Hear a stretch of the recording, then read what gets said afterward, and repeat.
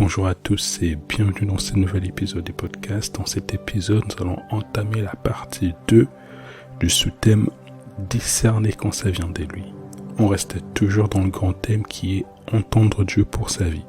Dans ces grands thèmes, on a différents sous-thèmes et ces sous-thèmes ici, c'est discerner quand ça vient de lui qui a pour but d'apprendre à discerner quand est-ce qu'une conviction, une parole vient du Saint-Esprit. Comment, de manière pratique, discerner les choses qui viennent du Saint-Esprit et quelles sont les choses à mettre en place, quelles sont les exigences qui nous permettent d'identifier et de reconnaître quand ça vient du Saint-Esprit.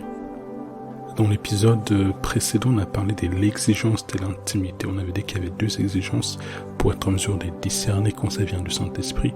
La première qui est l'exigence de l'intimité. C'est indispensable parce qu'il arrive très souvent qu'on s'habitue aux méthodes et aux moyens que Dieu utilise pour nous parler.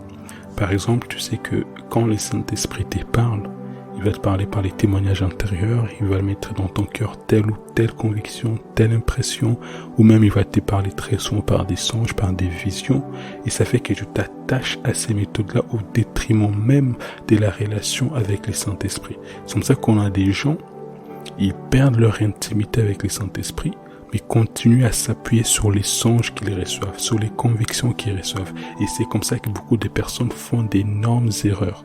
Ce qu'il faut savoir, c'est que quand ton intimité avec le Saint-Esprit n'est pas stable, les mêmes méthodes peuvent continuer à se manifester, mais ton discernement n'est plus les mêmes. C'est comme ça que le diable, quand il sait que toi, tu es très attaché aux méthodes de Dieu, à ses songes, aux visions, aux convictions, il sait que tu es très facile à avoir parce que ton discernement, tu ne les bases plus sur ta relation avec le Saint-Esprit, mais tu les bases sur ton expérience. Tu les bases sur les méthodes et les moyens que Dieu utilise pour te parler. C'est comme ça que tu deviens très prénable. Et c'est que toi, comme tu t'appuies beaucoup sur tes songes et que tu n'as plus de discernement, il va t'envoyer un songe où tu rêves que tu épouses telle ou telle personne et tout de suite, tu interprètes ça comme étant un songe de Dieu. Ah, moi, je suis habitué à avoir des songes. Moi, Dieu me parle toujours par des songes. Quand j'ai fait un songe, c'est quasiment à 100% sûr. Oui, mais est-ce que tu sais discerner si ça vient de Dieu?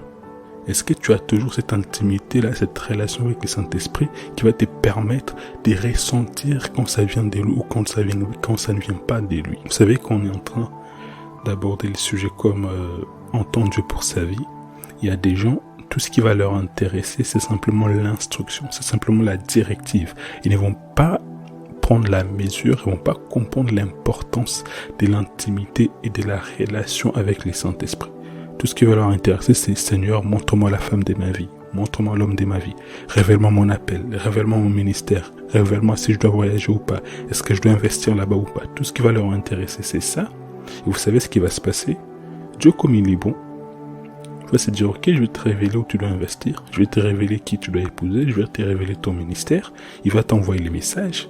Mais le problème, c'est que il t'envoie les messages, mais si tu n'as pas les récepteurs, tu ne pourras pas recevoir les messages. Or, les récepteurs ici, c'est l'intimité, c'est la relation avec le Saint-Esprit. Il y a beaucoup de personnes, Dieu leur a déjà envoyé les messages, mais parce qu'ils n'ont pas la relation, parce qu'ils n'ont pas cette proximité-là avec le Saint-Esprit, même quand dans leur esprit, ils cherchent, ils arrivent à percevoir, ils arrivent à capter qu'il y a quelque chose qui peut peut-être venir de Dieu, c'est tellement flou qu'ils ne savent pas interpréter. En fait, chercher simplement les directives et les instructions de Dieu sans répondre à l'exigence de l'intimité, c'est comme recevoir une lettre parmi une dizaine de lettres dans laquelle Dieu va te donner ses directives et ses instructions, sauf que comme tu n'es pas proche de lui, comme tu ne connais pas son écriture, tu ne connais pas ses phrases, tu ne connais pas comment il écrit A, comment il écrit P, comment il écrit S, ça va faire que tu vas recevoir cette lettre, mais tu ne sauras pas reconnaître, tu ne sauras pas discerner que cette lettre-là, elle vient de Dieu. Pourquoi je dis ça? Parce que il n'y aura pas que Dieu qui va t'écrire la lettre. Ta chair aussi va t'écrire la lettre. Tes émotions vont t'écrire une lettre. Les diables vont t'écrire une lettre. Même les hommes, ta famille, tes amis, tes collègues vont aussi t'écrire leurs lettres te disant que non, c'est l'homme de ta vie, c'est lui, c'est elle. Non, c'est là que tu dois investir. Non, il faut que tu voyages. Non, il ne faut pas que tu voyages. Toutes ces personnes-là, toutes ces entités vont t'écrire une lettre. Maintenant, si tu n'as pas l'intimité avec Dieu, si tu n'as pas cette proximité, comment tu vas faire pour reconnaître que cette lettre-là vient de Dieu? Sachant que toutes ces personnes-là vont venir affirmer, ils vont signer dans leurs lettres c'est nier Dieu. C'est pour ça que c'est indispensable d'être intime avec le Saint-Esprit. Le fait de s'attacher aux manifestations, de s'attacher aux méthodes, de s'attacher aux canaux, ça ne marche jamais. C'est un piège, c'est une voie facile à la séduction et aux manipulations du diable et même des hommes. S'il y a une chose à retenir sur discerner quand ça vient de lui, c'est que peu importe les méthodes que Dieu va utiliser pour te parler, même si demain il utilisait une toute nouvelle méthode qu'il n'a jamais utilisée, aussi longtemps que tu seras proche de lui, intime à lui, tu seras toujours capable de reconnaître et de discerner sa voix, sa volonté quand c'est lui qui te parle. La clé, c'est l'intimité, c'est la proximité, c'est la communion avec le Saint-Esprit. Les disciples, quand ils ont vu Jésus marcher sur les eaux, ils ont cru que c'était un fantôme. Tous ils avaient peur. Mais pour discerner si c'était vraiment Jésus ou pas, vous savez ce que Pierre il a fait? Il a fait une demande toute simple. Il a dit, si c'est toi, Seigneur, ordonne que j'aille sur les eaux. Vous savez pourquoi il a demandé ça? C'est parce qu'il a marché avec Jésus. Il avait une certaine intimité avec Jésus. Il a observé comment Jésus fonctionnait et s'est rendu compte que quand Jésus marchait avec eux, il les rendait capables de reproduire ce qu'il lui-même faisait.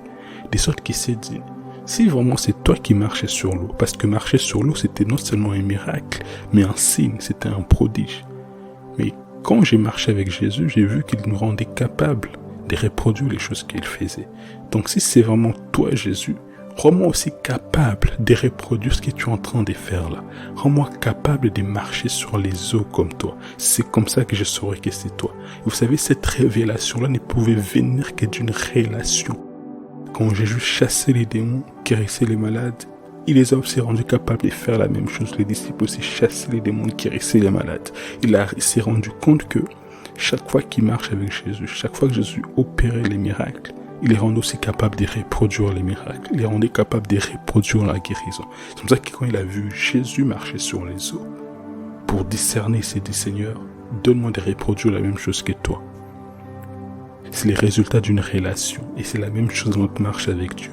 C'est quand on demeure avec lui, c'est quand on est intime à lui, que même quand les méthodes changent, même quand les canaux changent, même quand les personnes changent, on sait discerner derrière sa voix l'empreinte de sa personne. On sait reconnaître la personne avec qui on a marché, on sait reconnaître ses voix, on sait reconnaître sa pensée. Une autre des raisons qui rendent l'intimité et la communion avec le Saint-Esprit importante, c'est parce qu'un de ces buts-là, c'est de disposer et de conditionner notre esprit à être à l'écoute et au garde à vous.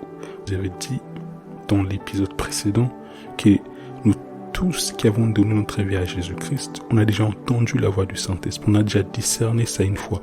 Ce qu'on est en train de faire, c'est de se réhabituer, c'est de se reconnecter. Parce que le plus dur, c'est pas de savoir reconnaître quand c'est Dieu, quand c'est pas de Dieu, mais c'est de disposer, c'est de conditionner notre esprit de manière à être prompt à recevoir ses directives et ses instructions. Il y a des gens qui n'entendent rien, non pas que Dieu ne parle pas, mais plutôt qu'ils ne sont pas connectés à la bonne fréquence. Ils ne sont pas sensibles. Vous savez, on donne toujours cet exemple-là des radios qui ont des ondes. On dit que peu importe où tu es, il y a toujours des ondes. Si tu prends ta radio, tu te connectes à la bonne fréquence, tu vas capter, tu vas entendre les chaînes radio en train de diffuser. C'est la même chose avec les Saint-Esprit. Ils parlent quasi tout le temps. Les plus importants et notre part de responsabilité, c'est d'être capable de nous disposer spirituellement pour pouvoir capter la fréquence divine, la fréquence céleste. C'est ce qui fait que parfois, lorsqu'on veut discerner la volonté de Dieu, lorsqu'on veut discerner quand ça vient de lui, lorsqu'on veut rendre notre esprit sensible, on a besoin d'aller en retraite, d'aller en jeûne, on a besoin de nous éloigner de toute forme de distraction afin de simplement nous concentrer sur l'homme intérieur. Dans Osée 2,14, il y a Dieu qui dit « C'est pourquoi voici, je vais l'attirer et la conduire au désert et je parlerai à son cœur. » Parfois, pour disposer notre esprit, tu as besoin de nous éloigner, de nous retirer des gens, des activités, de nous ramener dans un désert. Là, il va parler à nos cœurs. Il va commencer à nous révéler des choses. J'aimerais dire à quelqu'un que quand Dieu veut travailler sur toi de manière intensive, il va t'amener dans un désert. Il va parfois permettre que tu n'aies plus de copains, plus de copines, que parfois tu n'aies plus de travail. Il va créer comme une forme de sécheresse autour de toi qui va faire que tu n'auras d'autre choix que de te focaliser sur Dieu. Toute ton attention ne sera concentrée que sur Dieu. Et là, il va commencer à construire ton homme intérieur. Il va commencer à t'édifier et tu vas être plus sensible à l'écoute de sa voix. Et c'est là que tu vas commencer à recevoir des instructions, des directives pour ta vie, les grandes lignes de ta destinée, pour ton appel, ainsi de suite. Une des habitudes qu'avait notre Seigneur Jésus, c'était de se retirer. Après avoir prêché, opéré des guérisons, fait des miracles, enseigné ses disciples, il s'est retiré seul. Et là, il s'est ressourcé. Il s'est remplissé spirituellement et redevenu de nouveau opérationnel. Et c'est important, même pour nous, de le mettre en pratique. Parce que vous savez, avec les activités, les travails, les ceci, les cela, toutes ces choses-là nous vident spirituellement et font qu'on a toujours besoin d'être ressourcé spirituellement pour pouvoir entendre les directives de Dieu. Surtout lorsque tu sais que tu es dans une phase importante de ta vie, tu es dans une période phare où tu sais que tu as besoin d'entendre Dieu, tu as besoin d'être sensible à l'esprit. Prends ces mesures-là. Sache te retirer, t'éloigner de temps en temps pour pouvoir être full opérationnel spirituellement. Quand Jésus a su que le moment était venu pour lui de choisir ses disciples, la Bible dit dans Luc 6 au verset 12 qu'il s'est rendu sur la montagne, il passa toute la nuit en prière parlant à Dieu. J'imagine qu'il était là à dire: Seigneur, donne-moi de faire les bons choix, donne-moi demain de reconnaître les 12 disciples qui vont m'accompagner tout au long de mon ministère, donne-moi de bien reconnaître Judas qui certes il va me trahir, mais il est indispensable pour l'accomplissement de la prophétie. Et dans les versets 13, la Bible dit: et quand les jours parut, il appela ses disciples et il en choisit 12, auxquels il donna les noms d'apôtres. Donc Jésus, il savait que c'était une période phare de sa vie. Qu'est-ce qu'il a fait? Il a passé toute la nuit en prière. Il s'est concentré, il s'est mis dans la dimension de l'esprit pour pouvoir être les plus sensibles possible. Ça se trouve, quand il priait, Dieu lui avait donné les noms, il lui avait montré les 12 personnes, ça se trouve qu'il ne lui avait pas donné les noms, et c'est quand il est descendu de la montagne les matins, quand il a vu, il savait directement dans son esprit que c'était lui par les témoignages intérieurs du Saint-Esprit. Ce que je suis en train d'expliquer là, en réalité, c'est vraiment les béabas du prophétique, c'est la base. Vous savez, même lorsque à l'enlèvement, quand la trompette va sonner, il n'y aura pas de discernement, il n'y aura pas question de savoir reconnaître, quand la trompette va sonner, ça va sonner comment je vais reconnaître? Non, il n'y aura pas de ça. Ce sera les personnes qui seront éveillées, sensibles spirituellement, debout, bouillants pour Dieu, qui sont automatiquement enlevés. Leur esprit va être pris. Il n'y aura pas de comment on fait pour reconnaître les sons de la trompette? Le seul type de chrétiens qui ne sauront pas reconnaître les sons de la trompette, ce sera les chrétiens qui seront endormis et assoupis spirituellement par une vie d'iniquité. C'est pour ça que Jésus nous dit dans Luc 21 au verset 34 à 36, prenez garde à vous-même des craintes que vos cœurs ne s'alourdissent par les excès de manger et de boire et par les soucis de la vie, et que ces jours-là ne viennent vous prendre à l'improviste, car il viendra comme un filet sur tous les habitants de la terre. Veillez donc et priez en tout temps, afin que vous ayez la force d'échapper à toutes ces choses qui arriveront et de paraître debout devant le Fils de l'homme. Jésus nous exhorte à rester éveillés spirituellement, à ne pas être endormis, de sorte que quand la trompette va sonner, on soit en mesure de reconnaître les sons et de partir. Alors que si tu es endormi spirituellement, si tu n'es pas spirituellement disposé, conditionné, tu rateras l'enlèvement.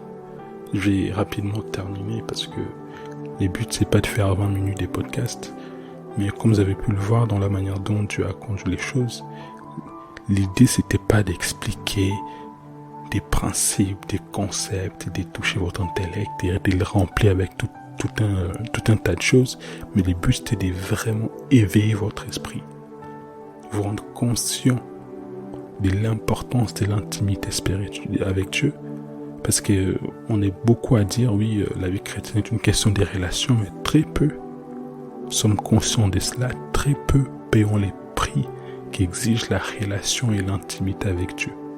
On s'attend souvent à avoir des principes, des clés, à avoir des formules magiques qui vont nous permettre de discerner la volonté de Dieu, sauf que ça ne marche pas du tout comme ça. Je vais finir avec la deuxième exigence, qui est l'exigence de la parole. Dans sa parole écrite, Dieu nous a fait connaître sa volonté générale. Il nous a fait connaître sa pensée et sa nature, de sorte que rien ne pourra sortir de lui et contredire sa pensée, sa volonté et sa nature exprimée dans sa parole. Donc, quand on parle de savoir discerner quand ça vient de lui, il y a le Saint-Esprit, il y a l'intimité avec Dieu, mais aussi la connaissance de la parole.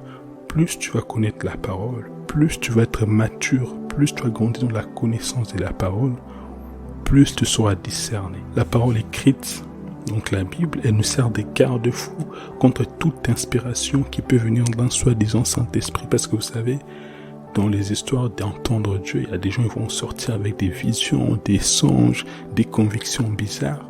Mais tout ce qu'on reçoit doit être éprouvé au creux de la parole de Dieu. Tu as entendu ceci, tu as vu cela, mais est-ce que ça contredit la parole de Dieu ou pas? Et plus tu vas lire, plus tu vas être proche de la parole, plus facilement tu seras discerné. Tu sauras que Dieu ne va jamais te conduire à épouser quelqu'un qui n'est pas chrétien, à épouser un musulman. Si tu fais un songe, tu vois que Dieu te conduit vers un musulman pour l'épouser, tu sais d'office que c'est pas de lui parce que c'est contraire à sa parole. Il y a encore un certain nombre de choses à dire, comme vous avez pu le remarquer, mais je pense qu'on va le continuer dans l'épisode suivant. Sur ce, que Dieu vous bénisse et rendez-vous au prochain épisode.